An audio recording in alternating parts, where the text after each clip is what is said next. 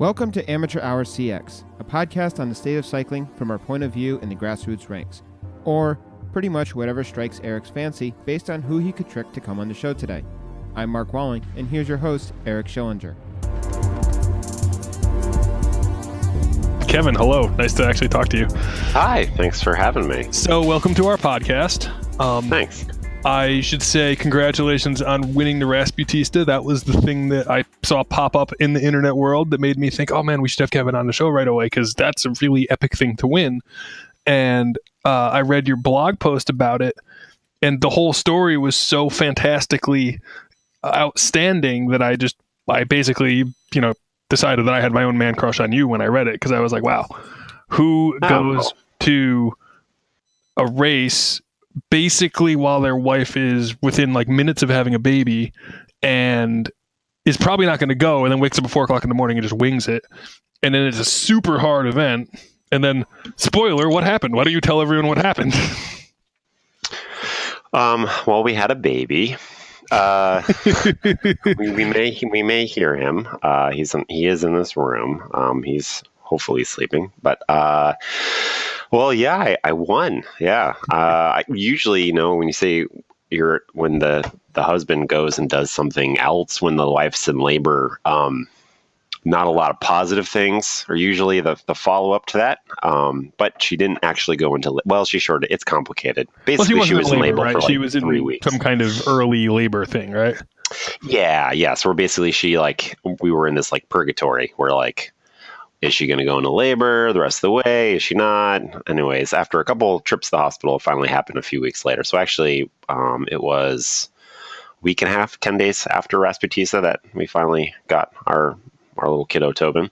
So it wasn't that close, but you didn't know that at the time. At the time, I was like, had my iPhone in my back pocket, and I had it, paired to my Wahoo Element thing, and I was just waiting for a message to pop up. Yeah, and I knew the course. I knew the course from the map. I remember one point on the race, I didn't write about this in the blog, was like when I knew I was at the furthest point from the course back to the parking lot, and I was like, well, I can't get any worse from here. So from here on out, I'm getting closer if something was to happen. So that made me feel somewhat better when we were like inbound in the race, and I was like, okay, if something happens, I can like. It's only getting closer by being in the race. So where did you guys go to the hospital to have the baby? Like, what would have sort of been the contingency plan if you got that message? Well, she was at home. Well, we had a friend that stayed with her, so she had someone with her at all times.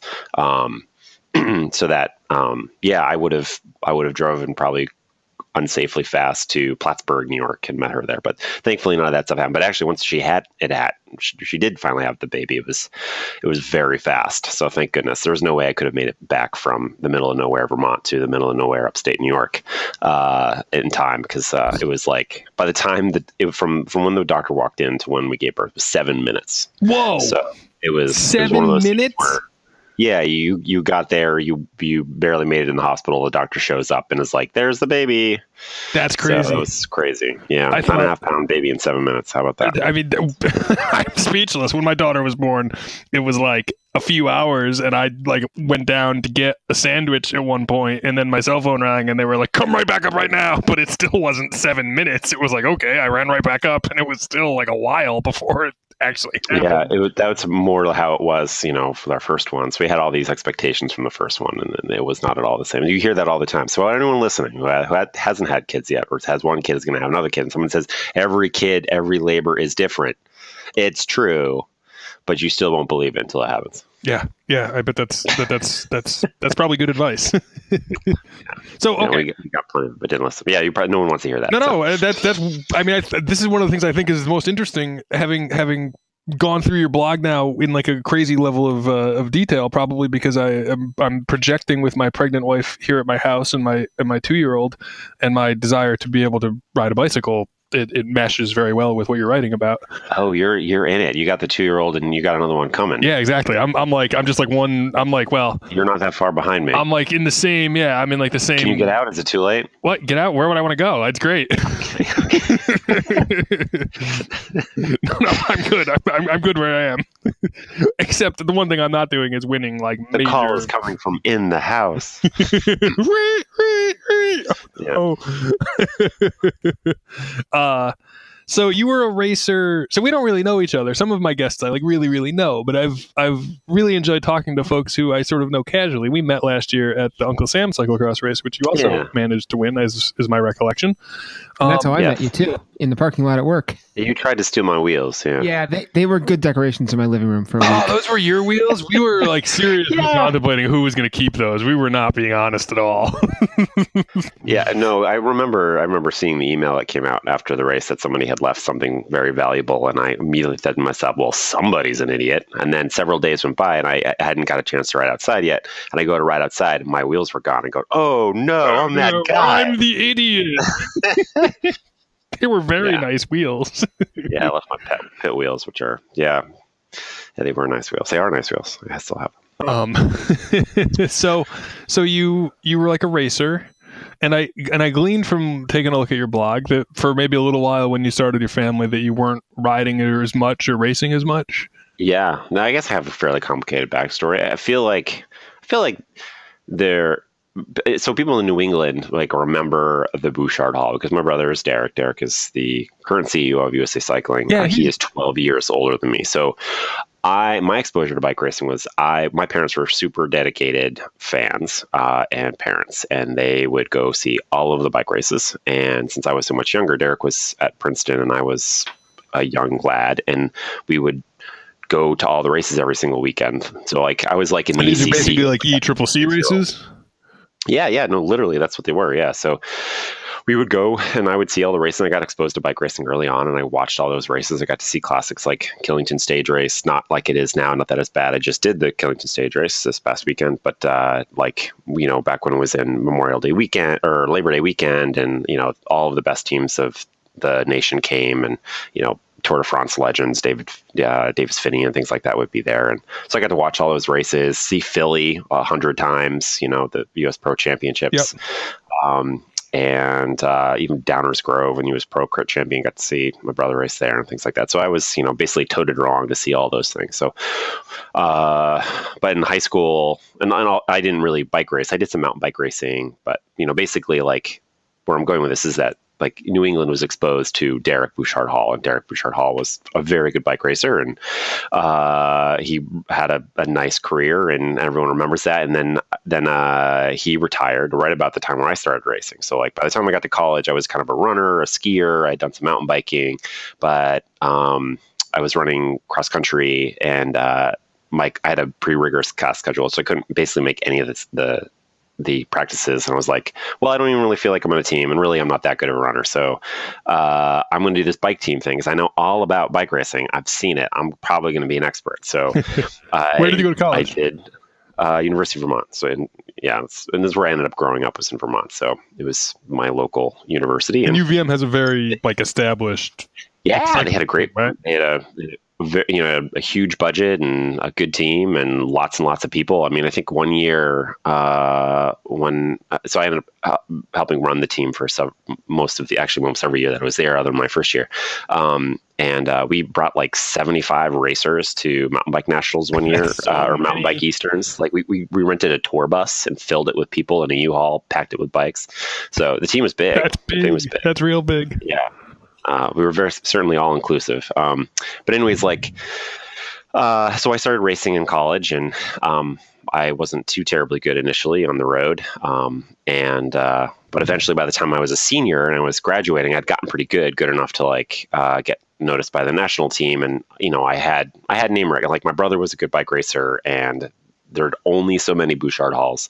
So I think I got chances that not a lot of the people would have gotten, just because I had name recognition. It's like the new Harrison, Harrison White. Harrison White, yeah. Yeah, well, he's actually really good right from the get-go. But I'm sure he still probably will be afforded more opportunities because his older siblings are incredible. That's not a negative towards anyone. I'm just saying that I had those opportunities because my last name was Bouchard-Hall. And so I think some people know me just because they remember my brother. I never really achieved that much, but my brother did. So I feel like some of that kind of trickled down. So, but anyways, I got so they start looking at the national team starts looking at you saying, "Oh, this kid's So up in I had a Vermont. good national. His brother's like 1,000 years old at this point, and he's done. But this kid's coming along, and he's maybe good. Maybe we should see what he's got." And this is Well, he actually had that femoral artery occlusion thing that riders get. So he had that right before the year before the Sydney Olympics, and he decided to have the surgery, and he had the surgery, and he recovered incredibly and had his best couple of years of his career and made the Olympic team, won U.S. Pro Crit championships.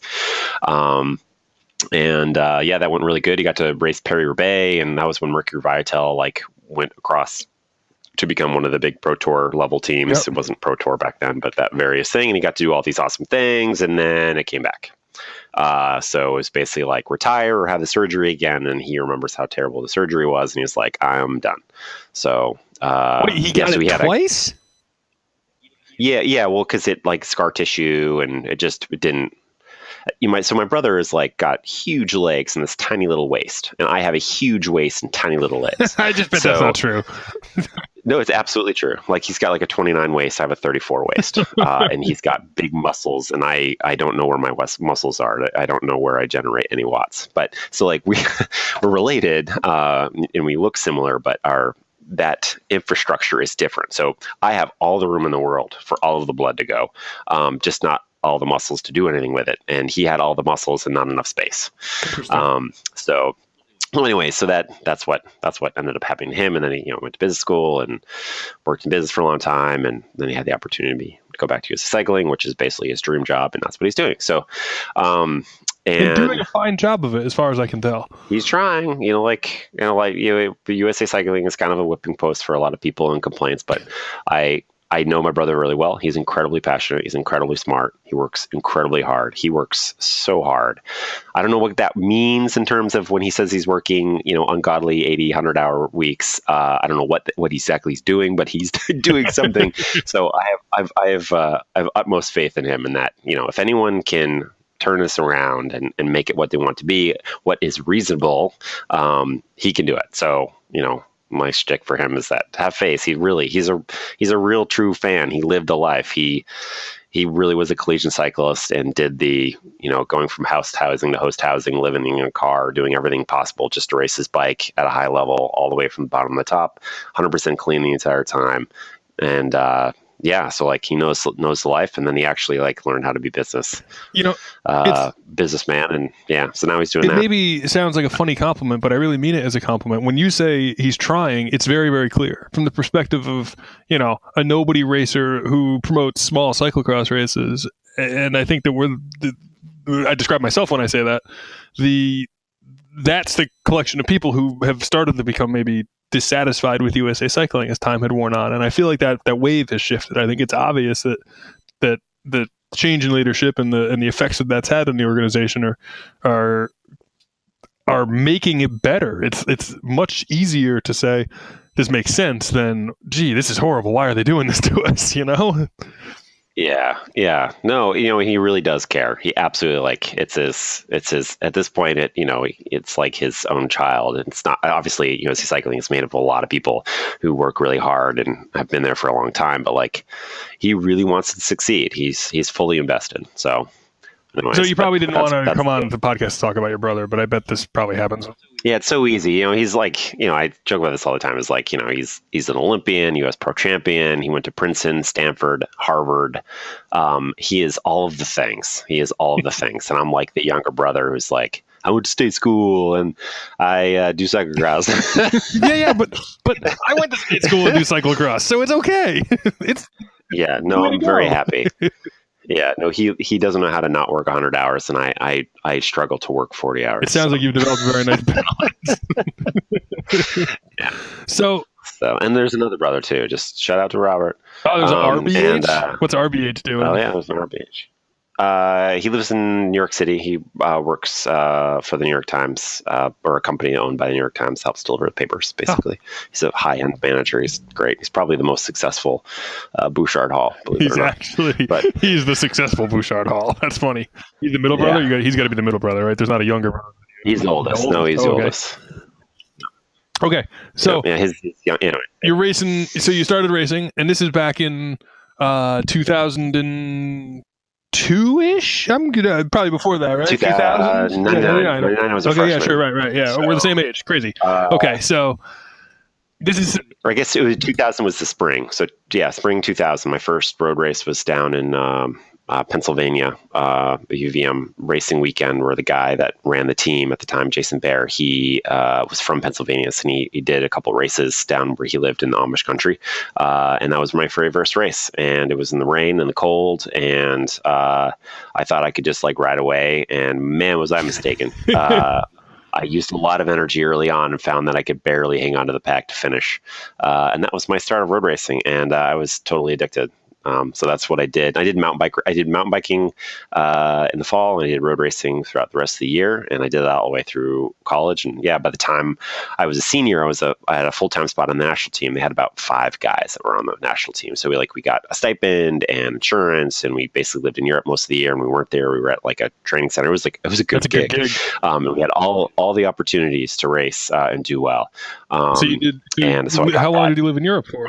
Like, you'd go over and you'd come back, or you'd be over there for months straight? It was 2 years. It was 2 years in Europe after I graduated, plus a half year before I had graduated in the summer going into my senior year. I got to spend a couple months racing, getting my teeth kicked in super, super hard. But I did well enough that they were like, oh, yeah, I think you maybe can do this okay. So then that's how I got the full-time Man, that's spot. crazy. What races did you do? Like races that anyone would know, or just like these secret, you always hear of these people who go over and they do these unheard of races, but they're just harder than anything that's pure at all. That's true. Those stories are true. Of the races that you would probably know, I got to do the Tour de l'Avenir, which is like the under 20. Well, now it's the under 23 Tour de France, but at the time it used to be the under 25 Tour de France. Probably so harder. Harder. Yes. So I got to do that, and like the Espoir World Cup races, and oh yeah, because it was like the World Cup like Espoir versions of like Fresh Wallon and things like that. Did you do like? Not Paris-Roubaix. I'm not a Paris-Roubaix rider. Yeah, no. They would, Noel, who ran the team, like, everyone on the team would have to become deathly ill for me to send me to that team. I'm like the Phil Gaiman going to Paris-Roubaix. You only do that if like it's a dire consequence. No one else is going to go. Yeah, I'm not the guy who's going to do well there. But, I actually now the type of rider I am now, I should probably be better at that than I am at any other stuff. But at the time, I was a super skinny climber. Now I'm a much less skinny. I don't know what I am. An all-arounder. All-arounder, yeah. I'm not quite great at anything, but I can do a little bit of everything except for sprinting. I can't do any of that. I'm 100% out of that game. So comparatively, like winning the Rasputista is not probably the biggest deal in the world. When you were on the national team and raced in Europe for a while, you're probably just like, that was a cool thing to have happen and moving on. No, not at all. Actually, I would say that I probably take more pride in that than any of the things I'm trying to think if there are any. So my biggest result, it's kind of a goof of a result, was the Tour de Georgia, the very first year that they did the race. It was a huge race. Lance was there. He won. They had, TV coverage, huge crowds, like tens of thousands of people there on the last day cheering. It was unbelievable. Unreal racing, really hard courses, Pro Tour teams there. And there was a national team that was a combination of the CREF team, which turned into what is now the Education Drapec community service or whatever, community funded team. I don't know what it's called now, but anyways, that was the CREF Devoters team. So they had a development team, 5280. It was a combination of them and the U.S. national team rider. So I got to do that, and I ended up winning the young rider jersey. So I have like pictures of me on the podium with Lance and things like that. And I got to meet Mario Cipollini and race with him. And my story with him is we were riding in the pack, and I had the jersey on, and I forgot gloves that day, and he rides up to me and he taps me on the hand and he just wags his finger at me and says, "Not good." Was he the world champion then too, wasn't he? Or was that maybe after? Did he have the Star Stripes? He had the zebra kit on. That was zebra day. I do remember the zebra kit. Man, you won that. So you won the. Well, that's also very legit.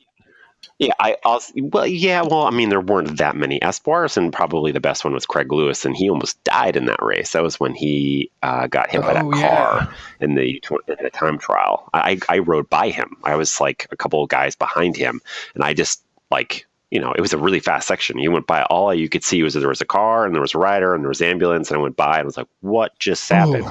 So yeah. So there was some fortune there. And really there was one day, like the 6 gap day, on the last 2 gaps, it was just totally ballistic, and I was just barely able to make the front group, and nobody else made the front group. So like by virtue of making the front group on this one day, I ended up doing. I remember I got to pass George Hincapie on Braston Bell. That was nice. Him and his gigantic vein on his calf. So that's cool. I don't know this. I can't. But anyway, so that was probably my biggest result. I have a lot of I got second in Univis one year, but I posted up because I was so happy that I even got second. That's awesome. I did that once in a local criterium.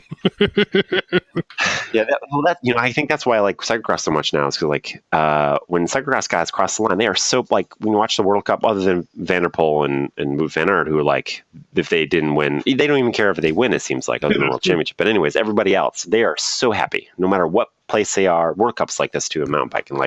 Everyone's happy for all the results. I had worked so hard and never had a true result into that Univest race, and I got second, and I was just I couldn't have been happier. So I basically posted up out of joy, but I got some crap for that for sure. But yeah, but anyway, so I didn't have a lot of other stuff. Locally, I ran a bunch of races, but on a national level, I think I got 4th in one stage at Redlands, where a glowing Chris Horner bridged out of the pack and picked up our breakaway and just drilled it. And Danny Pate, myself, and Ivan Dominguez were the last 4 guys to make it. And, I got 4th. There was one other dude, because I did beat Horner in the sprint, because that was the only time I think I ever beat anyone in a sprint. But anyways, I had some okay results as a young guy.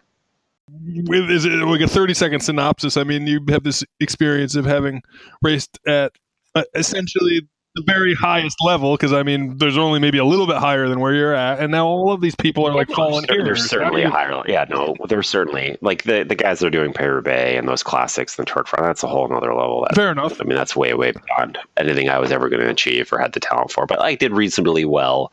But I nothing more than kind of what I said. I got to do the World Championships. I got to do the Tour L'Avenir. Like I said, those are all very vivid memories, and a few good races here and there in Europe. But for the most part, you're just surviving and hoping to put in your time to make it to the next level. And I didn't, so I my first year out of Espoir, I got one more chance to spend another year there. I was kind of like a team captain and helped run things and make people pay their phone bills and other goofy things like that. But I even got to be a sport director at the end of one year. That was kind of, you drive the team car in a European race and all that stuff. But driving the car and yelling on the radio, that's pretty cool.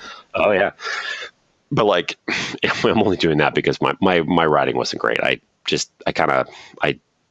stopped getting better. In fact, I started getting worse, and just never really lived up to the expectation. At the end of that, it was, Noel was basically didn't really happen. It was close. The year before they were talking to the Phonak and trying to make the jump because they want another American. And I was possibly going to be that guy, and I just didn't ride good enough. So I was one of those guys who almost made it, didn't quite, when everyone goes to Europe and all those, Espoirs and juniors are I'm going to be the one who makes it. And you look around, not all the people are going to make it. And, at the end of the day, I was one of the guys that didn't make it, and that's okay. But I had some really great experiences. And so then after 2005, I basically quit for most of the year. And at the end of 2006, it was I didn't know what I was going to do. It was I had a college degree, but it was in nutrition. I didn't want to be a nutritionist. I'd been pre-med. I was going to be this is a long story short. I went to school. I wanted to be a PT. I was really good at school, so my mom and my counselors said, "Oh, you should be a doctor. You shouldn't be a PT. That's not a real thing. Doctor is a real thing." So I switched over and did pre-med, and I graduated. And I was like, "Oh, bike racing is way cooler than all of those things. Let's do that." But I wasn't quite good enough for that. So then I was like, "Well, now I have this ridiculous degree that I don't want to use." It's not ridiculous, but I wasn't interested in it. Of course, your family was very much into bike racing, so this wasn't a shocking idea to them. There's some people who maybe they would get some resistance if you were going to go to med school and instead you were going to go to Europe and ride a bicycle. Yeah, and I had health insurance, so my parents were like, "Well, pretty legit. You're doing okay." But then it all ended, so I didn't know what to do, and I was kind of just looking for something. I was like, well, maybe I'll try bike racing again. And Jonas Carney gave me a spot in Kelly Benefit Strategies, which is now the rally team. And he gave me a spot on the team, and I, started training again, and things were going okay-ish, but it wasn't quite right. My body wasn't quite right. And we started the season, and, I was like good enough not to be laughable, but I was never going to be anything. Like I was not long for that world. And at the same time, I had spend more time with my wife, who was not my wife at the time, but now we are. So I basically, and I got into PT school. So I had applied to physical therapy school again, because there's a graduate program, there's a doctorate program, and I got into that, and I got into my wife, and so I quit bike racing again, and I did that. But we happened to be living around Lake Placid. So the following year, I was like, well, I'm not doing anything at all. But I'm in school and I'm in love and I want to do something. And Lake Placid is the place where there's the Ironman. Yes, so I was like, let's do triathlon. And this is what, 2007? Yeah, 2007. So I started doing triathlon. Mark, your ears are going to perk up here, right? So, I started doing that, and I gradually started getting better. I didn't know how to swim, but I used to run in college, but I was never that good at a runner. But I could bike, so I would show up to these triathlons, and I would destroy everyone on the bike. I'd basically not drown on the swim, and then I would just implode on the run. And all that together was like, no, that's not too bad. It's a horrible way to do okay in a triathlon. No? Yeah. Well, what's great though is if you're a really bad swimmer and you're a really good biker, you just feel so good because you're just annihilating people on that bike. That's true. Absolutely. That's great. But then when they all pass you back on the run, that also sucks. You're right. So this is the story of every bike racer who has ever been like, I think I'll try triathlon now. Yep. Yeah. But I got into it. I took it fairly seriously. I tried to train. Did you do the Ironman though? You actually did Ironman? Yeah, I did do an Ironman. I did 2008 Ironman in Lake Placid. I was going to do 2007. And I go like, yeah, I'll do that. I'll just sign up the day before the race. My wife's like, what? You can't do that. I was like, why not? When I go to bike races, I just sign up for the race. And just like but Ironman, you don't just sign up the day before the race. It's not a thing that you can do. So I learned that. So I signed up for the next year, and I did it the next year. I finished. I did not train very much for that year. So I was in school, I was, in love and doing all those things. And, I was doing triathlon, but by the time I get closer to the end of graduating, I was started wanting to do better at triathlon. So started training more and taking it more seriously. I had a training plan from a friend that gave me a plan. And just when I thought I'd be getting better, things started getting worse again, just like in 2005 when things were getting good and suddenly they were not. My body wasn't working quite right. I was having all these weird fasciculations. I was cracking beyond belief. Even when I was doing pacing correctly and nutrition, I was everything should have been nailed, but I was still it's imploding on myself. And I had one race where I was particularly bad. And I was like, I should see the doctor. This is not right. This is beyond being tired and blowing up. And that led to a whole other thing that ended up seeing a neurologist and getting a muscle biopsy. And it turns out I have some weirdo metabolic disorder where basically there's one enzyme that doesn't work right outside of the Krebs cycle. So I'm just a little bit inefficient and I have some problems with lactic acid and just don't make quite as much energy as I should. And basically, most people don't really notice. And when I saw, when I initially got this diagnosis, I was like, well, what am I supposed to do? So, well, there's nothing you can do about it. So I was like, well, I want a second opinion. So I went to Brigham and Women's and I saw that neurologist. And he was like, well, I wasn't even sure if it affected you all. You're the first person where this is a thing that happens. And most people never reach a high level of sport. So with this disorder, so we never knew that it could cause problems or suppress because most people never go to that point. So basically my advice to you is that I would stay active, but know that you're going to have soreness and you're going to have problems and you'll never be very good. So I said, okay. Never be very good is probably relative because you've described a level that would be better than 95% of the people that are. Well, at this point I was pretty downtrodden. So it was really so I quit everything together. So that was 2010, 2011. I just didn't do anything. Just cold turkey. You were like, I'm going to sit on the couch and watch football. Yeah, worse. Picked the banjo. Oh, nice. So I started playing banjo in an old time band, grew a beard, and ballooned up to over 200 pounds. And my wife and I were basically fairly stagnant in our lives. We were working and playing banjo, old time music. And although we enjoyed doing that with our friends, we were not necessarily fulfilled. And then we had a baby, Sam. And then we had Sam, and I was like, I don't want to be a blub who doesn't do anything. Racing and biking was super important to me, and he's not going to know that because I'm not doing anything. So I should start doing stuff again.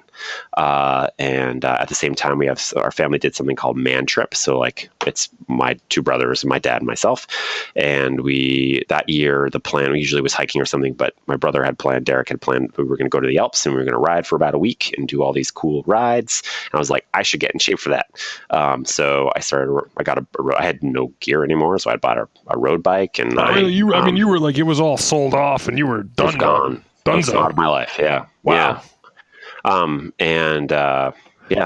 So do you know anybody else who's been at the level that you've been at who's done that 100%? I don't know anybody that's really been like, I don't even have a bike anymore. But I'm talking about like Cat 3 loser people. I'm not talking about anybody who's on the national team when I say that. Cat 3s are losers. Fair enough. I don't know. I'm sure there are. There has to be.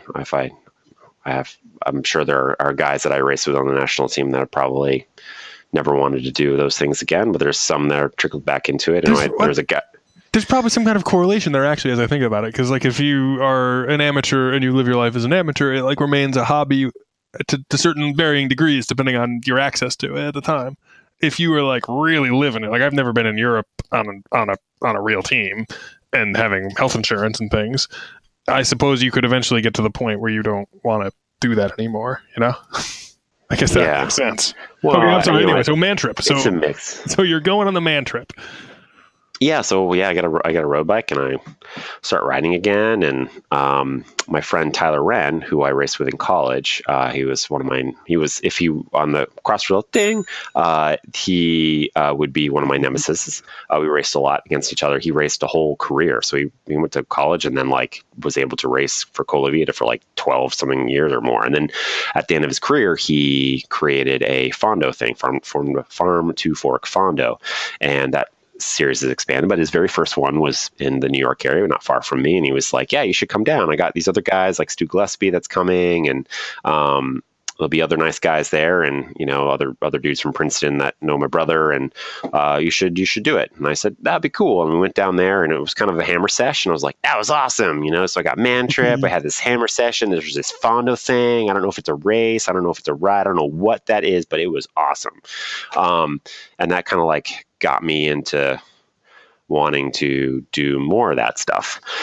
But I also was like, well, maybe I was thinking about doing triathlon again too. And so I started doing some triathlon stuff. And so I was running, I was swimming. I was like, oh, I want to get, maybe do an Ironman again. I was kind of contemplating all these various things. So I started, I did some more 70.3s, and a lot of sprints and things like that, and never got quite back to the Ironman because locally there's a race called the Wilmington Whiteface 100K, which is a Leadville qualifier, which the course is like literally 3 miles from my house, the outbound turnaround area. And I know those roads. We live there, and they're gorgeous roads. They're fun to ride and run. And I had never done the race, and I was like, well, I should do the race. And I did that was the year after Sam was born.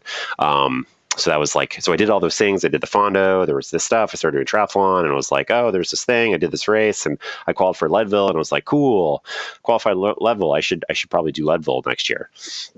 So I ended up doing Leadville, and I was like, oh shit, bike racing is the best. Now when you qualified for Leadville, did that flip a switch? Did you switch into like, now I'm really going to train mode? What happened then? No, not quite. Not quite yet. So like, I was still like, I was still learning. I was also learning, like, one, I lost a lot of fitness, all the fitness. I lost all the fitness. I had all the body back. That was not an athlete. It took so a long when time you were to racing, get that stuff you were back. up over 200 pounds. I mean, what were you, when you were racing, when you were real legit racing, would you weigh 160, 170 pounds? You're 6'3". You couldn't have been 110 pounds. Like 150 to 155 is what my race weight was. Yeah, God, I'm not anywhere near that now. I don't plan to be. So no wonder yeah. you didn't have a sprint. Yeah, well, I weigh more and I don't have a sprint. But anyways, that's a problem too. I'm boring everyone with all the convolutedness of this. But I did Leadville. I had an incredible time. What a great, the atmosphere of it, the race was gorgeous. It was beautiful.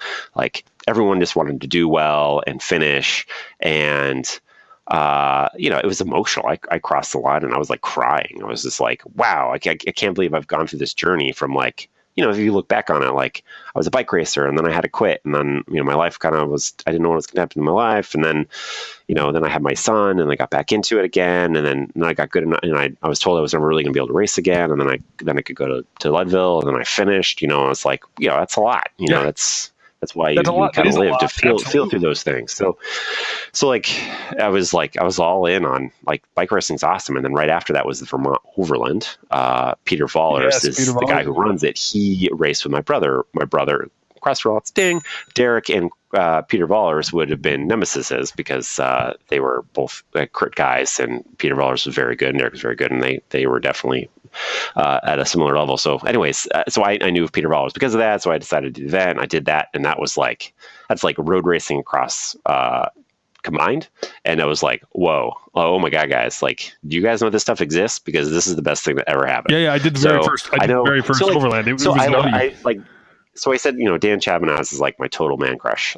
But if he's the really cool high school girl, and I am the totally dorky guy, and we never actually have a relationship, but I really like him a lot. So part of this that we would never really work out is that he doesn't like gravel races. He thinks they're kind of dumb. I really like gravel races, but I still really like Danilon. So I'm not sure what to say about any of that. I don't think I have to. Just keep going. So anyway, I was just all in, and so peppered in this, because this is a cross thing. I should probably talk about crosses. And done some crosses races in this too. I had done the Spa Cross, because that's close to us. There was one in Montpelier. I forget what the name of that one was called, but it was Dam Wrightsville Cross. Catamount was there. They had a training series where they had those bigger races. They actually do a Wednesday night cross series. So we had these things where we could just show up, and I had kind of a total barely working bike that I had left over from actually Jeff Proctor. I bought it from Jeff Proctor in Europe. Kidding. It was a strong steel frame with cobbled together parts from national team. That was actually the one bike I still had, believe it or not. So it was this cross bike that weighed 100 billion pounds.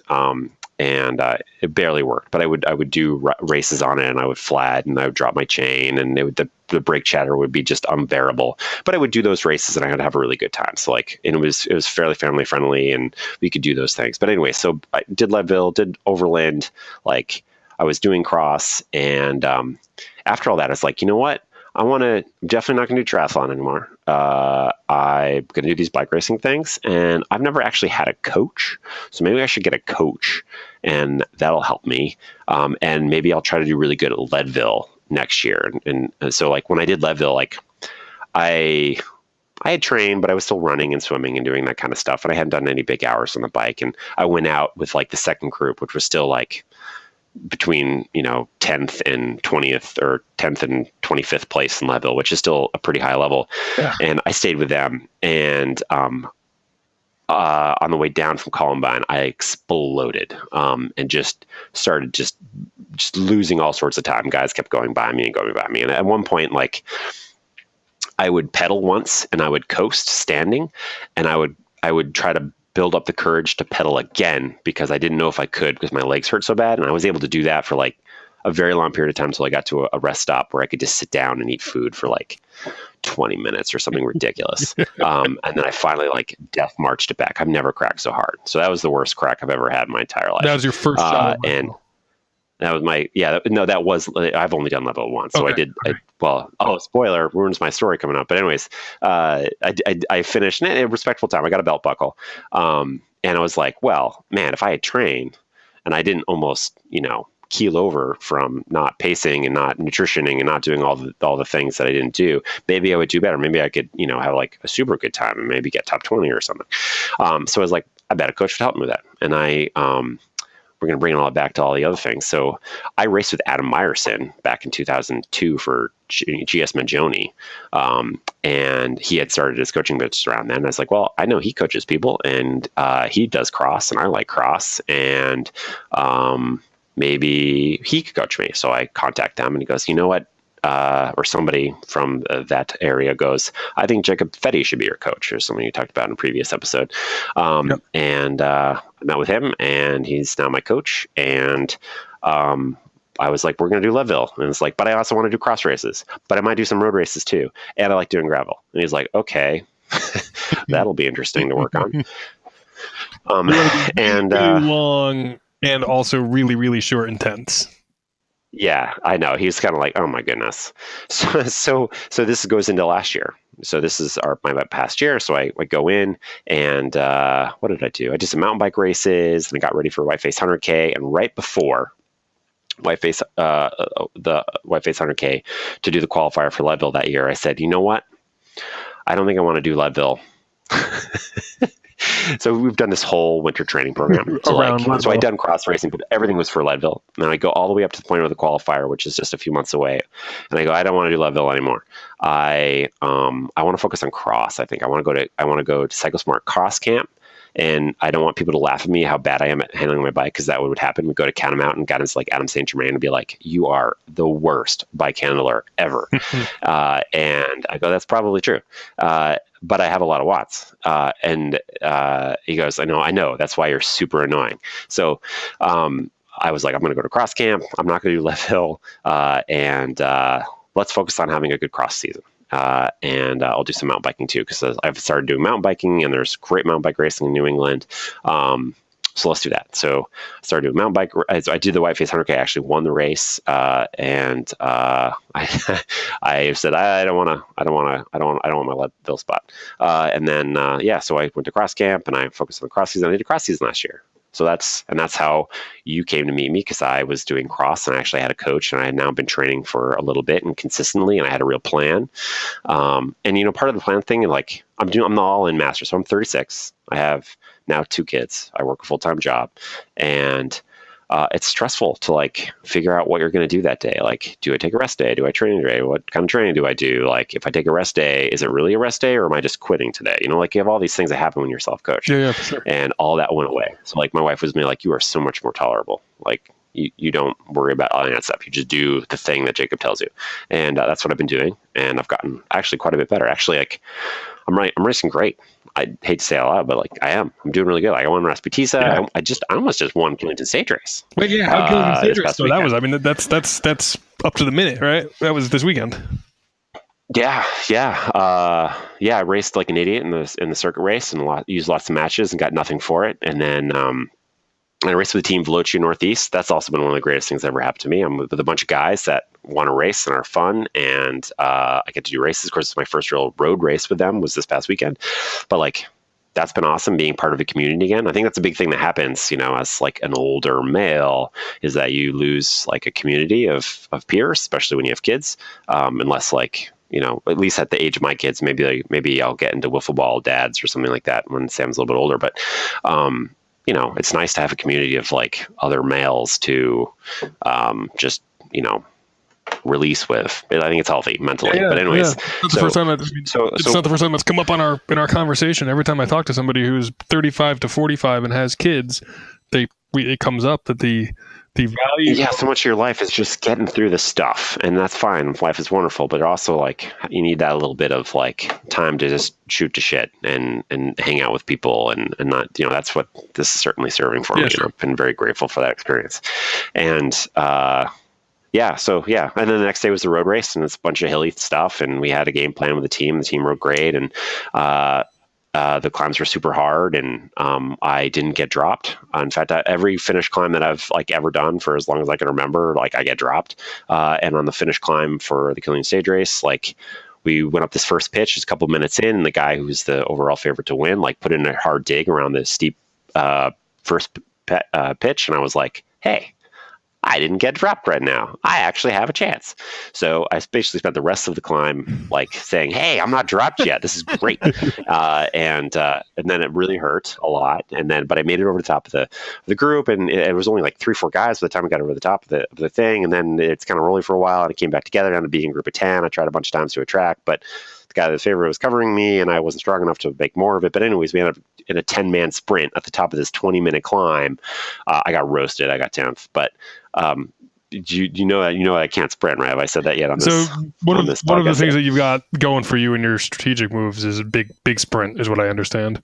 You like to sit on it and wait, and then just drop a huge sprint. Yeah.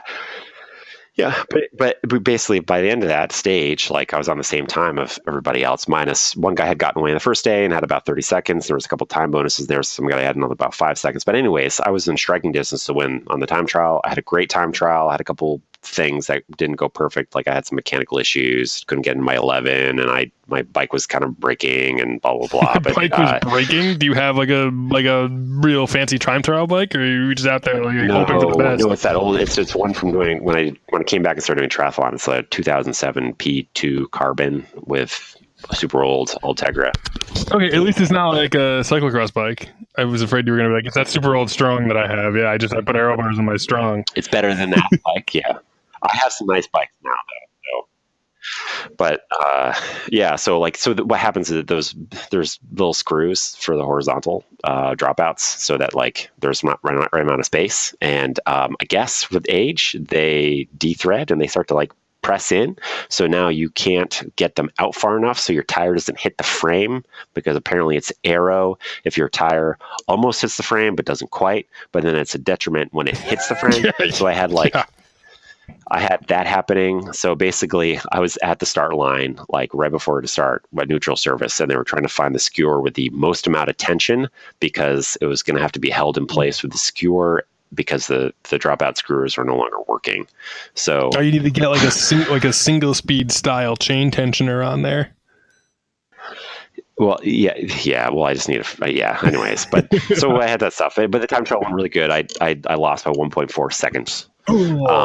And your frame, rubbing on your frame. Second was it wasn't rubbing on the thing, so it was just stress. But anyways, and then second place was 0.1 seconds, so it was 1.1 and 1.4, so super close. With the time bonus, it was 8 seconds off winning the race. So I was close. Those guys are clearly better. They're better.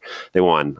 Congrats to them. I'm super happy for them. But I was close. I'm a 36-year-old dad just coming back into road racing and cross racing, all this stuff, and I almost won Kelly's. I mean, it's pretty cool. I can't believe that. It's really. You almost won. You didn't say this, but I think we should just make it clear.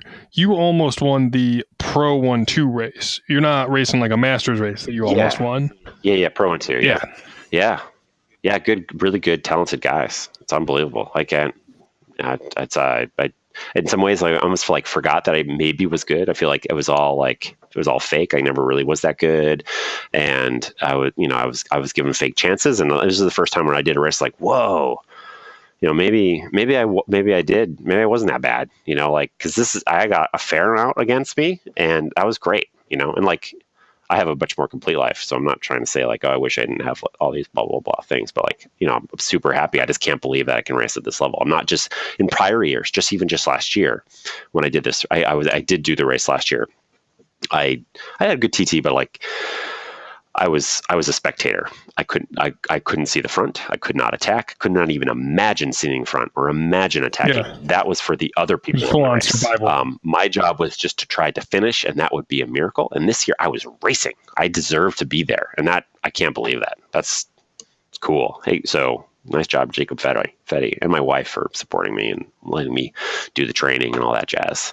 So how do you balance that? Balance that? Your wife is super into it. She's got to be, obviously, but yeah, she was a bike racer. I met her at UVM. So, I met her she was actually UConn. She transferred to UVM, not because of me, but she transferred to UVM and we raced together on the bike team. But I was with somebody else. She was with somebody else. We actually got together afterwards. When we got together, I was basically quitting bike racing and she was running. And match made in heaven. So, but she as a bike racer, she does cross, but she was pregnant this past cross season, so she only did the very beginning of it because she was getting pretty pregnant. Yeah, for sure. She was racing cross while she so was she'll be pregnant. back. She'll be back racing And podiuming. and that's part of the reason why cross is so great, is that it's really family friendly. Like she So and I family race at different friendly. times, The fact that you can, and there are usually playgrounds, and so we're going to be able to go, and one of us will parent and one of us will race, and it works out really good. And mountain biking is that way as well. Road is not the most conducive to the family.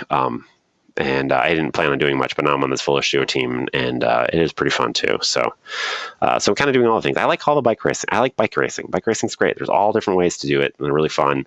And I'm just good enough at most of them now that I can kind of participate in all of them, which is great. But I think, going back to cross, like cross is probably my absolute favorite, but it's probably what I'm least suited for, right? Like you need to be really good at technical skills, and you need to be able to sprint or repeatedly sprint and have that top end power over and over and over again. And those are things that I cannot do. I'm not technically competent. I cannot sprint. I do not have repeatable hard power, but I love it. It's just the best. It is the most fun and rewarding, and the races are great. So I'm going to keep trying to do better at it. So so my whole season for last year was to shoot to do well at nationals. And,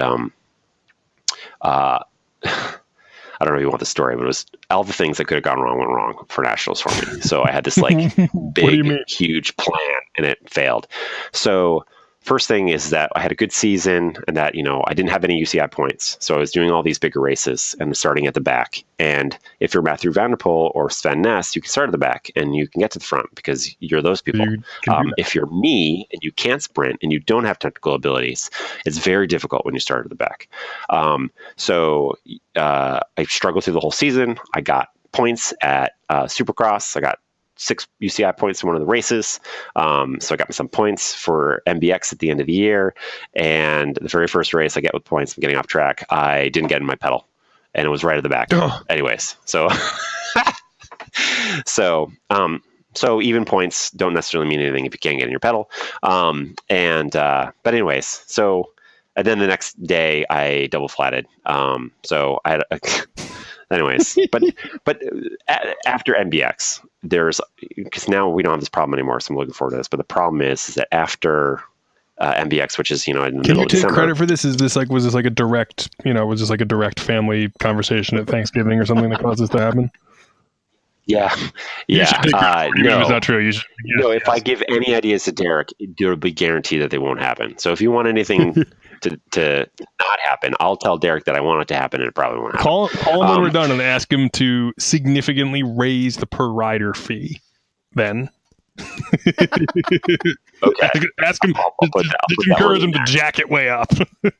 Yeah, put that one in there. So basically there's this month gap, like we got to figure out what to do between the middle of December and when nationals are. Yeah. And that happens to be when all the kids get sick. So Sam got super sick. I got super sick. I was sick for almost all of the break in between. So training, I missed tons of training. I was super sick. And usually it doesn't bother me because that's life. But I put a lot of pressure on myself to do well at nationals, Masters nationals, not pro nationals. I would get just destroyed at that race, but at Masters Nationals I could be competitive. In fact, USAC had me as the top predicted person. Thanks, USAC predictor. Your predictor sucks. Collins is better. Collins was correct. Thanks, Colin, for being so correct. I wish I had believed in you. But anyways, so I go in sick, but right before then, my wife was pregnant. She was very pregnant at this time, but not so pregnant that you could have a baby yet. And she started having spotting, and then they found amniotic fluid, and they were like, "Ooh, you are probably going to lose this baby." And this is like the week before nationals. So, by the way, going to lose your baby. And so that was really. That's not a life thing anyone should have to go through. Hard. I'm sorry. Through those couple days, things had stabilized, and then they ended up being fine. So we had all these days of all these special tests and all this stuff right before I left. It was like, you're going to lose your baby too. Well, maybe you're not going to lose a baby too. We don't know what that was. That's nothing. Just keep going. So that happened right before I went to nationals. I went to nationals after that had cleared. Get to nationals. I had a good non-championship race. I thought I was riding within myself. Apparently at altitude I was not, because you know what? It's only 4,000 feet, but that really sucked. That definitely altitude sucked. But we get to the race. How high? I didn't get in my pedal. I forget. It was like 4,000, 4,500 feet. it's enough that if you were, I think, if you, so you talked about this last time being the coolest race of the year. I agree. Like Stephen Hyde versus Jeremy Powers, that race was so awesome. I mean, my hair stands up thinking about that race. And I think what we saw here is that Powers had, I raced with Powers. I raced with Powers as a junior mountain biking. I like Powers a lot. Fan of Powers. But he didn't have as good as a year last year, right? So like he was on the downward turn. Hyde is clearly the best rider in America. He had some issues early on, right? Like, where it's like, oh, maybe it's, Tobin Ornblad, maybe it's Kerry Warner. I think Hyde was probably going through a couple things. And once he got back on time, clearly Hyde was the best racer. We get to altitude. Hyde had no time on altitude. Powers had specifically trained at altitude, and he had a plan. Like he has all the experience in the world. He knows how to win that race. He's an incredibly smart racer. He's a very gifted racer. He may not have the engine that he once had a little bit ago, but like he had the plan to win. Yep. And he put that right in place, and everyone just got pooped out. He set a hard pace at altitude. He was ready for it. He knew exactly what he could do. He did that ride, and no one could follow him except for Hyde. And Hyde hung on, and had that incredible battle, and who was going to flinch first, and all that amazing stuff. He wins the race. I don't know where I'm going with this, but that was awesome. That was awesome. So what I'm saying is like, if you came from altitude, you had an advantage. Yep. And although Hyde won, he only won because he's just so much better than everybody else. And Powers almost won because he had acclimated himself and nobody else in his field had done it to the same level. Maybe actually the better example there, I think what you're getting at is that the acclimation to altitude made such a huge difference that Powers, who had by all accounts, still a excellent season of athletics, but was maybe lower than he had been at in previous years. We judge him on an unfairly high bar. We expect Jeremy to just win every race, and if he doesn't win, it means he's doing horrible, which is just because he did that for so long. He was able to just dominate for so long. So he was able to take a year where he was. Yeah, and he's got a kid now. He's got all the things against him. He was at a level that was not quite the top level, and by applying an appropriate game plan to the altitude, he was able to essentially leapfrog over a handful of riders who had been beating him all year. Yeah, but not Steven. So on the flip, if you're a Masters racer, really, so let's talk about the important race, which is my race, 35 to 39 Masters race. If you're not coming from altitude, it was definitely a challenge. But yeah, so I struggle with the altitude. You're at like 1,000 feet or something where you are, right? No, I'm at like 200 feet, 300 feet. I'm like right on Lake Champlain. Right by the lake? Oh, well, that's your problem. Hey, I'm at like 9 feet, so Yeah. So that's clearly like, that's not the reason why, but it was a challenge for me to overcome. And I had all this stuff, like I couldn't get on my pedals. So I lost my position got sucked because this is a problem. I basically, every race I did this past year, I started from the back and had a chase. And I had lots of practice at that, for that when it happened to be at Nationals. And I just basically panicked and I crashed a bunch, at Nationals. And on the first lap, and I think I was like 20th, 21st going through the end of the first lap, and I worked as hard as I could to work myself up, but I only got myself back up to 6th. But those guys ahead were at another level. I would have needed to start on their wheel, and maybe I could have saw them and raced with them. But there was no way I was ever going to close this gap. Those guys are too good. So I had this whole build up for this, and like missed a pedal, struggled with the altitude, I crashed. My favorite part of that race was when I finally crashed and dropped my chain, and I had to put my chain back on. As I was crashing, some guy elbows me and rolls by and goes, "Stop effing sucking." It's like, yes, I'm in the Masters field. It's official. I'm officially in the Masters field, because that would never happen in the pro race. No one would tell you to stop sucking. Yeah, it's like, oh, thanks for the memo. I was thinking about doing more of this. Like, gee, it's great, but now that you told me to stop, I guess I will.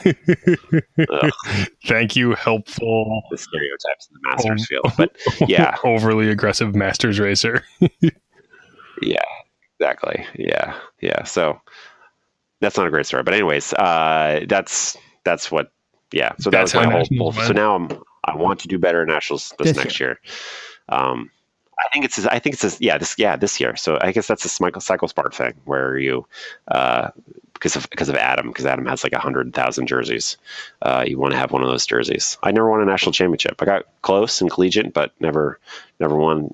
Like the closest I came was third at mountain bike nationals. The year Tom Danielson won the short track. Oh. So I don't know if you can. I don't know if it's possible to have like a synopsis of this that wouldn't cause us to record until 6 a.m. But I mean, the first portion of your racing career, the time racing at a very elite level, is now this time that is just, it's like pockmarked in the worst possible way with everything having the asterisk next to it. Is that something that bothers you? Yeah, is that something that motivates you to go back out and see what you can do now, knowing that, they're not glowing? Maybe you're not going to be going against people who are maybe bending the rules to be polite, Oh, no, there was certainly a ton of rule bending that happened during my generation. I had a moment at one point in my career, and I've told this a couple times to a few people, is that I basically was under uncertain terms, was told, you're a very dopable rider because your hematocrit, your blood numbers are bad, but you ride well considering how bad your numbers are. If you made those numbers better, you would be a better rider. Hint, hint, wink, wink. That was not a. Where would a message like that come from? From the team directors, and the national team circles areas there in Europe. Yeah. Basically like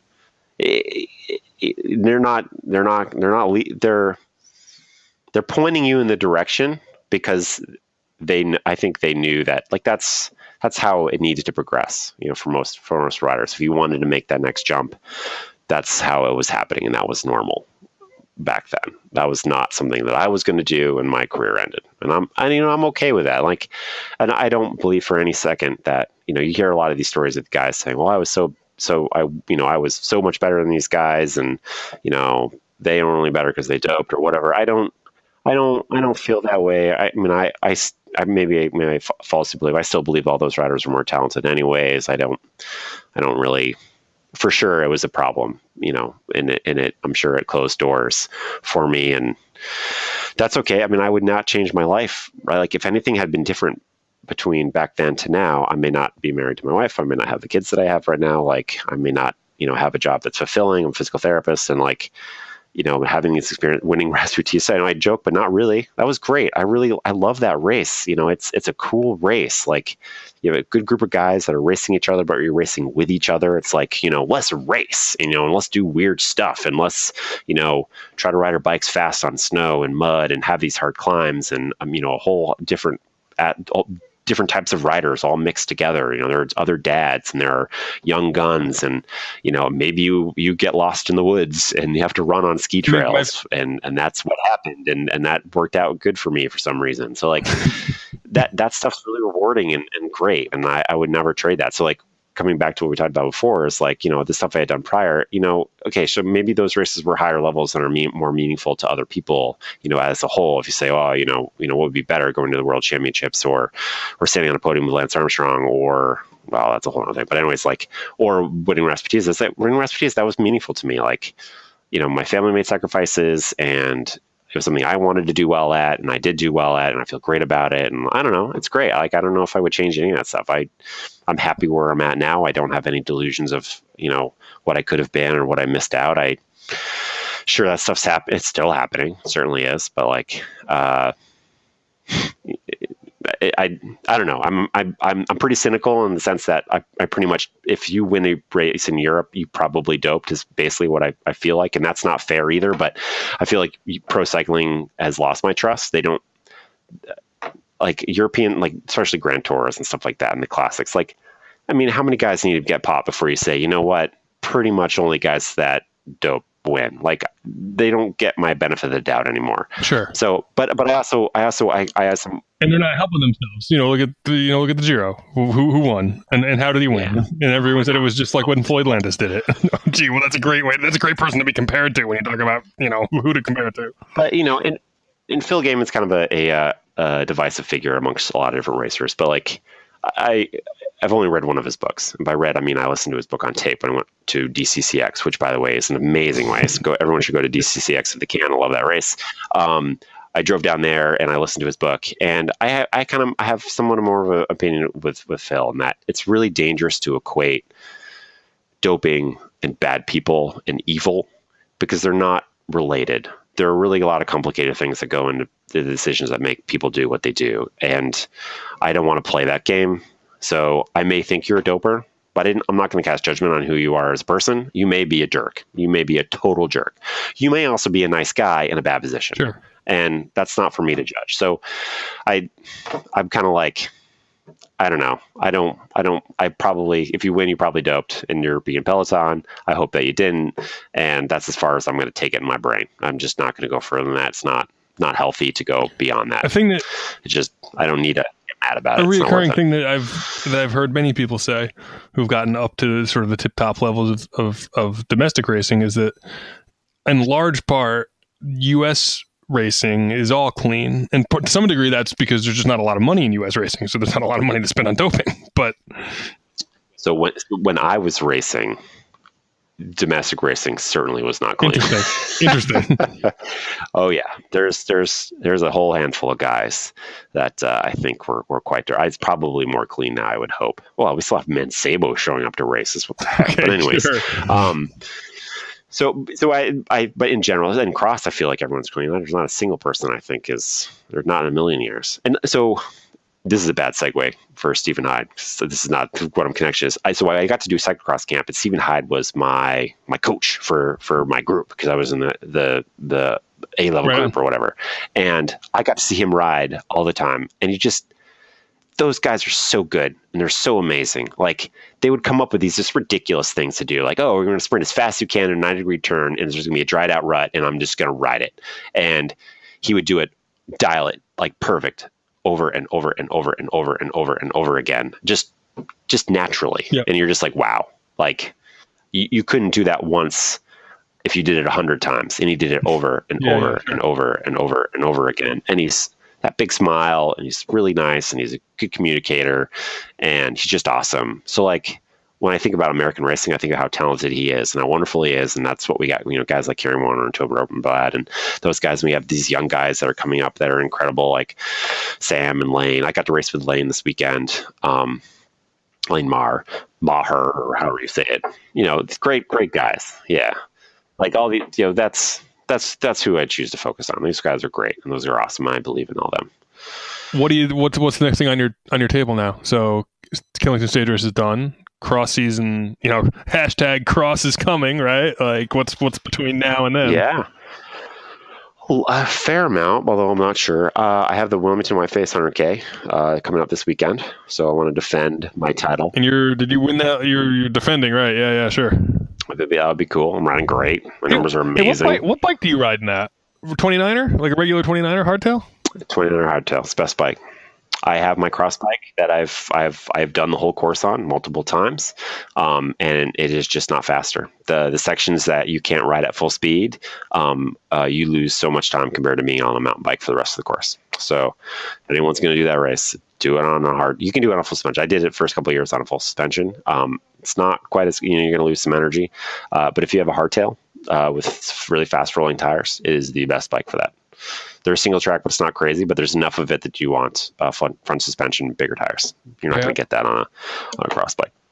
Makes sense. So I got that coming up, and then I'm hopefully going to do a bunch of mountain bike races. Hopefully do the Gnar Weasels in a Scutney and some of the other Bubba Gump Shrimp Burger Cup things, and there's some the New England Crit Week. I'm hoping to get to some of those. We have the baby, and I'm still working full time. I used all my time waiting for the baby to come, and there's all this stuff. So I don't know how it's going to all work out, while still being like a good present dad. And so the ones where like I think Greenville Crit is like, we're going to have a bouncy house. Sign us up. We're going to that race because it has a bouncy house. My son could not be happier to go to a race with a bouncy house. So everyone wins in that scenario. And so we'll do some of that stuff. I'm going to hopefully do GMSR. That's a road race, stage race over in Burlington again. Overland, certainly, again, love that race. Green Mountain Stage Race, GMSR. Yeah. So GMSR, Green Mountain Stage Race, Overland, some mountain bike stuff, and then cross season starts. And hopefully Vermont 50, although I didn't get in. So hopefully I can find some way into that race. That's an amazing race. Yeah, I've never done that. I've been at this long enough, but at like a low level cool. that I it's like a slow burn. You start in the dark. I've done most of the cool things once or twice over the course of, going back to, much like yourself, about 1998 or 1999. But for some reason, I've never done the Vermont 50, probably because I'm not organized enough to register within 4 minutes of it opening. Yeah, no. Oh, I know, for sure. So what I would say about the race, you start the race, it's really cold and you don't know why you're doing it. And you end up in these ski trails and on some dirt roads. You're like, well, I don't know why, I don't know what the fuss is about this. This is kind of regular. And then you start doing a little bit more trails and you're like, this is a little bit better, but I still don't know what's amazing. At some point you turn on to these single track section that just disappears off into the woods and you just ride single track for hours. That's just so dialed and amazing, and it's your only time you get to ride it. And you're like, oh, that's why you do this race. You do it for that.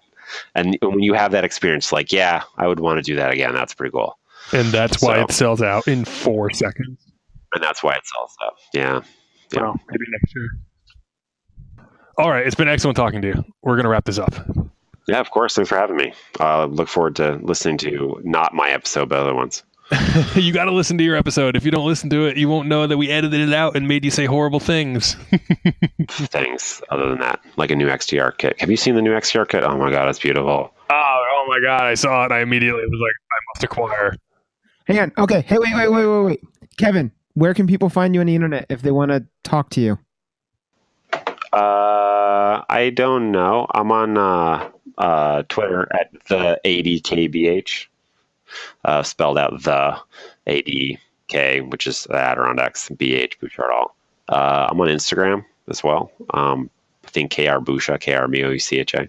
My email is krboucha@gmail.com. Thanks UVM for the KRBoucha. Yeah, that's it. I can't imagine anyone would want to get in contact with me, but I occasionally say things on Twitter, and I occasionally post some sort of combination of dad pictures and or bike pictures on Instagram. And I have wadhamcx.com, which is basically the website for my bike race, but I also do occasional race reports when races have great stories. So I don't write for every race, just when the race is really interesting, I think. Like Rasputisa, like Grand Fondo, New York, like some of the other races I've done. So if it's an exciting race, I write a story about it. If it's not, then I won't. Like Killington Stage Race, not that exciting of a race. It was fun to do. It's not a good story. I'm not going to write anything. Excellent. People should check out the blog or the Wadham CX website, because the race reports that you do put up there are quite engaging. So they should do that. Thanks. I enjoyed reading them. Thanks for listening to this episode of Amateur Hour CX. If you have liked these episodes, please consider supporting us on Patreon to help offset production costs. You can find the link for that in the show notes below. You can find me on Twitter and Instagram at mwalling. Eric pretends he's the show account, which you can follow at Amateur Hour CX on Twitter. Please make sure to subscribe in your podcast player so you get our next episode in a couple weeks. Thanks. See you then.